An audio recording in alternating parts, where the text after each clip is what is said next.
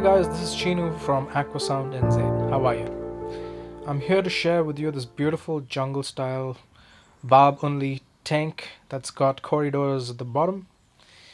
Um, I can just stare at this tank for ages. I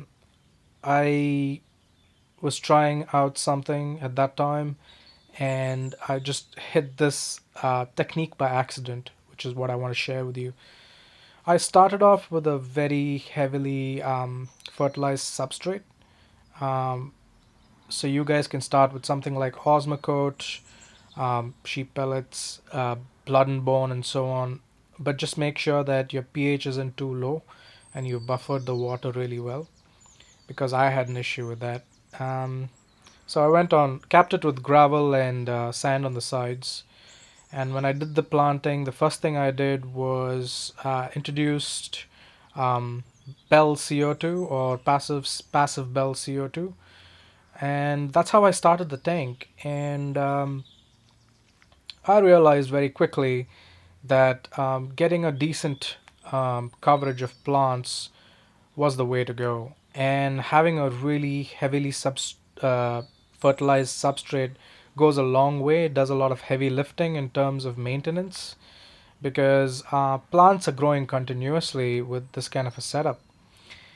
So the secret to this tank is the when I first established it is to use CO2 to kind of like get your plants uh, to take hold of the aquarium and cover about 80 to 90% of the aquarium's entire mass.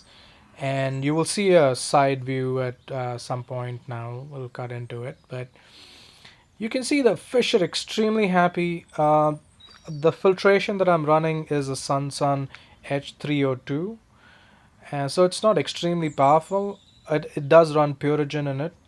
There are some shells there for buffering as well, um, but barely touched. It's just grown into a jungle. I did a trim not long after this where I made a path through to the back. So and but you can see the proof is in the pudding. It's just a fantastic little tank that doesn't run CO2 anymore. That started life with CO2 and then I weaned it away. And that weaning, if you do over, let's say, about 2 or 3 weeks, when you wean a tank off CO2, that's what you get. You get pretty much the results of a low tech tank in, say, a few months. Now you can wait for your low tech tank to do it naturally by maintaining a strict regime. But CO2 isn't that tough, and you don't have to go in for full pressurized systems. You can just use passive CO2, and if you're just patient for about 3 to 4 weeks, or the first 2 months, even say 8 weeks, if you can make sure that the plants are getting the CO2 they need with passive CO2, you don't have to run CO2 after that because once they've taken a hold, you've already won the fight against algae.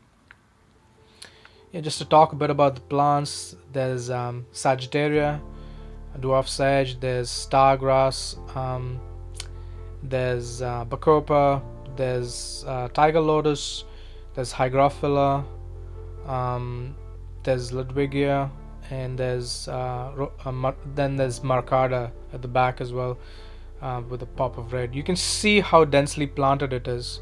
It's almost like a triangular composition if you looked at it from the side. And the fish have so much.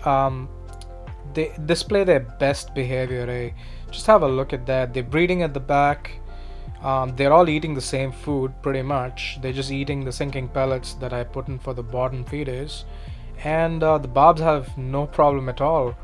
And yeah, this tank was established like this. I had a good run with this tank for about a good year before the guy who took care of it just gave up on it, and it went downhill. But if it was with me, um, Just have a look at that. That's just stunning. I could stare at this tank all day. Hey, thank you guys for you know, listening to my rambling, and hopefully you can ask me some questions in the comments and clarify what it is that you want. Cheers.